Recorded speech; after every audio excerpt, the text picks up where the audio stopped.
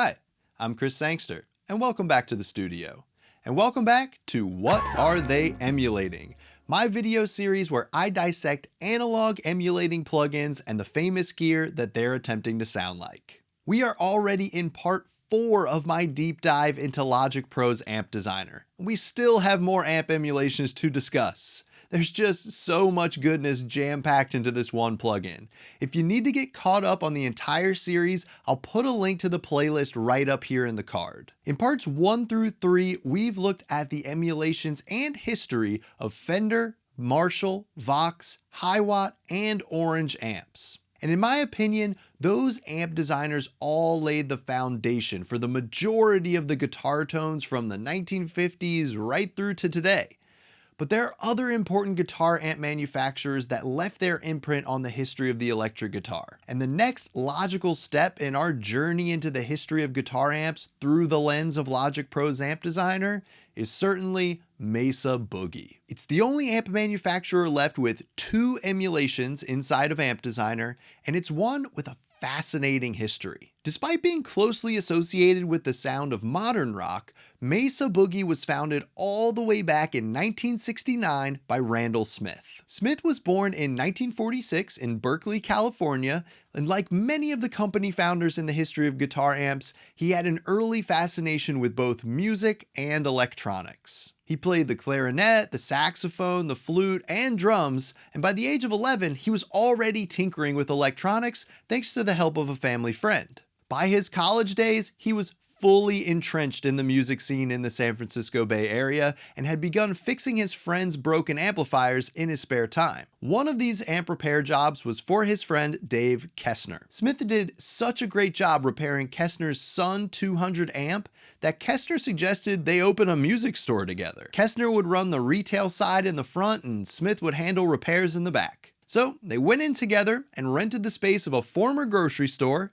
Smith set up his repair shop in the old meat locker, and Prune Music was open for business. Pretty soon, Prune Music would become a staple of the Bay Area music scene and a hangout spot for all the heavy hitters of the era. And it was here at Prune Music that a practical joke would change the course of Randall Smith's life. The story goes that there was a local band called Country Joe and the Fish, and they wanted to play a prank on their guitarist. The idea was to get Smith to turn said guitarist's 20-watt Fender Princeton into a 100-watt 1x12 while keeping the exterior aesthetics unchanged. This way, the guitarist would get to rehearsal, plug in like normal, only to be absolutely blasted when he struck the first chord. Smith took on the project and ended up with a Franken amp that had the exterior of a Fender Princeton with the circuit of a 100-watt Fender Bassman and a 12-inch JBL speaker.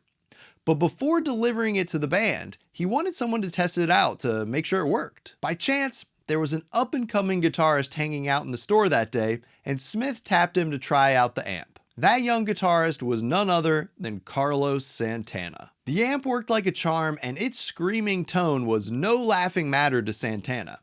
After playing through it, he remarked the now infamous line, "Man, this thing really boogies." The joke amp was such a hit that Smith eventually built over 200 of these so-called Princeton boogies. Smith now had the Boogie, so where'd the Mesa come from? Funnily enough, it was to buy wholesale parts for Mercedes engines. In addition to fixing amps, Smith had a side gig repairing Mercedes engines. And in order to buy both engine and amplifier parts at wholesale prices, he needed an official company. Not wanting to sound too juvenile by naming his company Boogie, he instead chose the very staid title of Mesa Engineering. Smith continued repairing amps and eventually built the very first Mesa Boogie amp, which was actually a bass amp finished in a snakeskin cover. Then in 1972, Randall Smith made a breakthrough in amplifier circuitry that would lead to the company's first signature product and redefine guitar amp design for the modern era. Smith received a custom order from instrumentalist Lee Michaels to build a custom preamp to drive his Crown power amplifier. During the build, Smith employed a technique known as a cascading gain stage, where multiple gain stages are used throughout the circuit to ramp up the signal and increase the total gain output by up to 50 times a normal amp. With this technique, Smith found the sound that he and many guitar players had been searching for, one with rich harmonics and a nearly endless sustain. The high-gain cascading preamp architecture would become a cornerstone of Mesa Boogie amps, and it was found in the company's first signature product, the Mark I. Through the years, the Mark series of amps and combos from Mesa Boogie would be refined, leading to the release of the Mark III in 1985, which we have an emulation of in Logic Pro Amp Designer called the Studio Combo. With a 1x12 combo design, there's no mistaking the look of this one as anything but a Mesa Boogie, right down to the wicker cane grill cloth.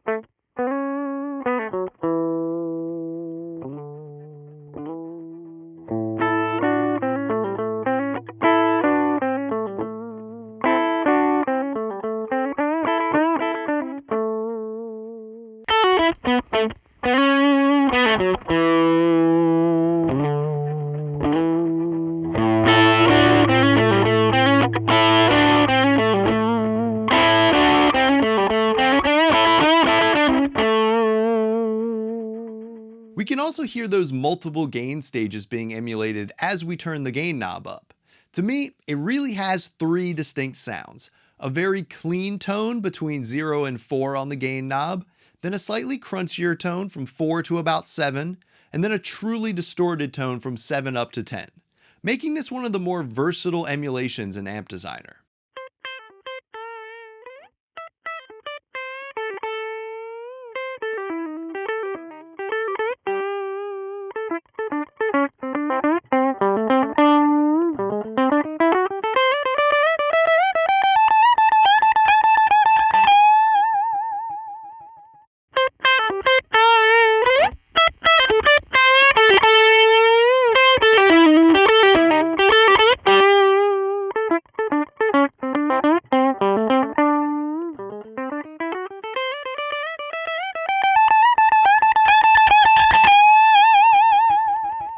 The Mesa Boogie Mark series of amplifiers really serves as the link between the vintage and modern eras of guitar amps. However, we were fully in the modern era when Mesa Boogie released their next groundbreaking amp, one that would define the sound of nu metal. In 1992, Mesa Boogie released the Dual Rectifier, and the story of how it came to be reveals an interesting fact about the history of guitar amplification. We already established that Randall Smith and Mesa Boogie got its start by modifying Fender amps. Well, the Dual Rectifier was inspired by the Soldano SLO amp, which itself started out as a modified Mesa Boogie Mark II. Just goes to show that everyone was taking inspiration from everyone else, and the history of all of these famous amp companies are intertwined in a really unique way. The Dual Rectifier boasted 100 watts of tube power, 2 channels, and an iconic steel faceplate. It was the amp that defined the aggressive, distorted tone of rock guitars in the late 90s and early 2000s. And I personally think it's the Dual Rectifier that most people think of when they hear Mesa Boogie. At least if you grew up begging your parents to buy you Limp Bizkit CDs like I did. In Logic Pro Amp Designer, we have an emulation of the Dual Rectifier amp head paired with a 4x12 rectifier cab in the modern American stack emulation. And I must say, it is one of the most aggressive sounding of all of the amp emulations.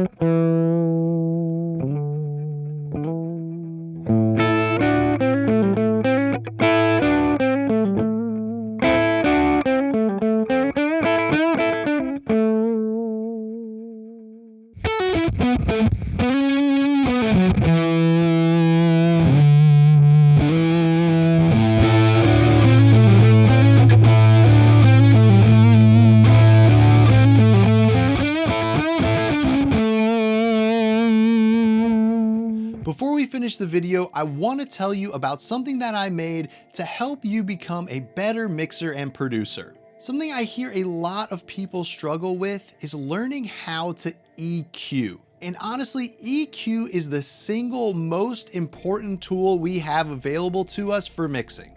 And the process of learning to EQ doesn't have to be very complicated. That's why I made Your Guide to EQ, a 6-step PDF guide that lays out my exact process for knowing when to EQ, what type of EQ plugin to use, how to find the right frequency to EQ, and how to know how much to boost or cut that frequency. It's a really simple method, and it's one that you can employ in your mixes and productions today to make them better. So hit the link in the description box below the like button and download your free copy of Your Guide to EQ right now. Following in the footsteps of Mesa Boogie and its pioneering use of cascading gain stage amplifiers, several other brands entered the marketplace with competing products.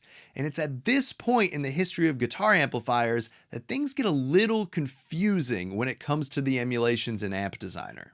The modern American stack is clearly the Mesa Boogie dual rectifier. No doubt about that, just look at it. However, the other two modern metal-leaning guitar amps are very ambiguous in their design and look. We've got the turbo stack and the high octane stack. They both have a very similar design with just a change in color scheme to distinguish them. And they don't really have the look of any one specific amp. To me, they both just kind of look like generic modern amp with a perforated metal faceplate. And there are tons of amps that fit that bill. There's the previously mentioned Soldano SLO, the Bogner Uberschall, the PV5150, the Diezel Herbert, and the Crank Revolution, just to name a few. So we've got to examine the name a little more closely, and more importantly, the sound to point us in the right direction. Let's start with the turbo stack. For two reasons, I'm going to call this an emulation of a Bogner Uberschall. Maybe not a great emulation of it, but we'll get there. Reinhold Bogner began building amps as a teenager and started out by trying to replicate the sound of his idols Angus Young and Gary Moore. But he needed to replicate these sounds at a lower volume because every time he played too loud, his father would go to the fuse box and shut off the electricity in the house. Eventually, Bogner got quite a reputation around his German town as an amp doctor, and other guitarists in the area would bring him their amps to modify.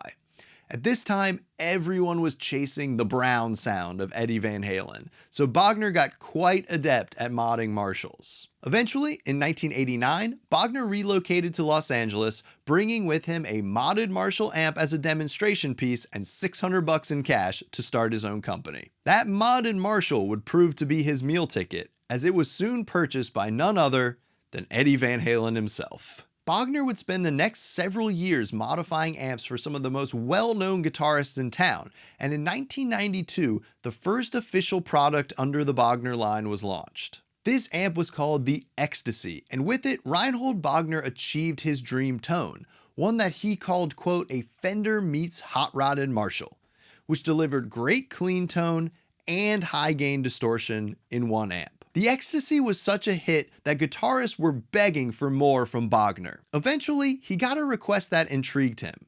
Make a even higher gain, bass-heavy guitar amp. So he took all of his acquired knowledge and skill and used this brief to create the Bogner Uberschall. This amp, like the Mesa Boogie dual rectifier, became a staple of the nu metal scene and was revered by guitarists for its truly massive amounts of distortion, earning it the nickname Armageddon in a Box, especially when paired with the 4x12 Bogner Ubercab. In German, Uberschall means supersonic, so to me, the turbo stack is playing off of this reference to speed. However, real talk for a sec, I gotta admit it, I really don't like the tone of this emulation. For me, it does not hit the mark of a great Bogner emulation. Bogners are known for being boutique, handcrafted tone monsters, and this emulation just sounds like a mess of noise and overly digital distortion. Now, my examples aren't exactly in the perfect style for this amp, but still, check it out for yourself. I wouldn't say by any measure this sounds very good.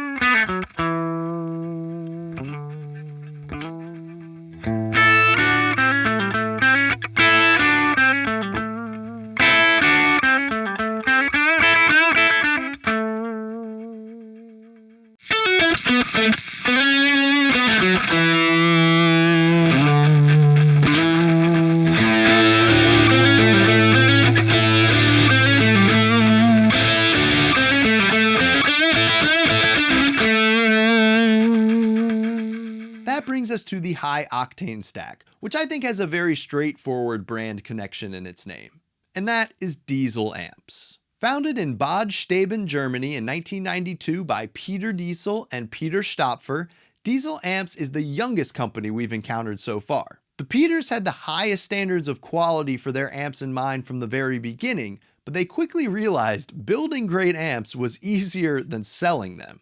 They sold only one amp in their first year of business and had very slow growth in subsequent years until one day, out of the blue, an order came in from Guns N' Roses. This was followed a short time later by Metallica adding Diezel amps into their rigs, and by the mid-aughts, Diezel was a mainstay in the hard rock scene. Peter Diezel designs the circuitry for Diezel amps, and Peter Stapfer designs the cabinets. And their philosophy has always been to make highly versatile amps, not one-trick ponies. But because of their early famous customers, they are associated heavily with the hard rock scene. Diezel makes a whole range of amps, but if we're looking at the high octane stack as an emulation of their flagship product, we have to look to the Diezel VH4. It was their first amp released in 1992, and its design has remained largely unchanged over the years. The VH4 has an interesting design with 4 separate channels: clean, crunch, mega, and lead, and separate gain and tone controls for each channel, arranged in this cool diagonal pattern on the front faceplate. The Diezel VH4 is known for having a full-bodied tone, but without the piercing high frequencies of other modern amps.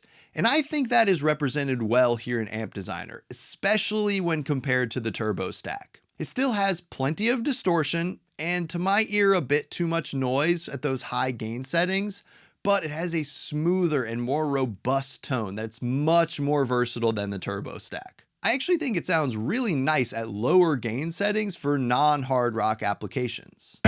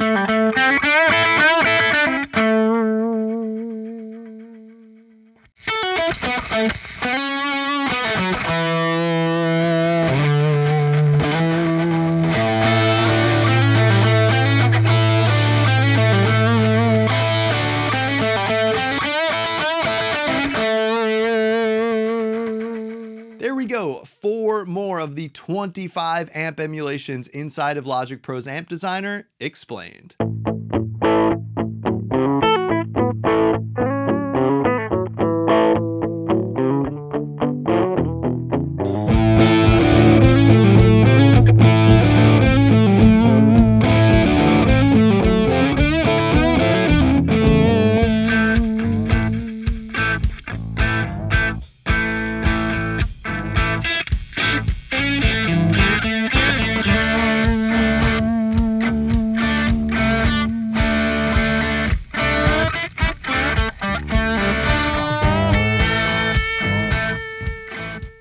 Be on the lookout for the 5th and final installment in this series, where we'll have a look at the last 2 amp emulations and finish up by examining some of the other interesting features of Logic Pro's Amp Designer. As always, if you have any questions, leave them in the comments below. I'd be happy to answer them. Don't forget to like, share, and subscribe, and I'll see you at the studio next time. Thanks.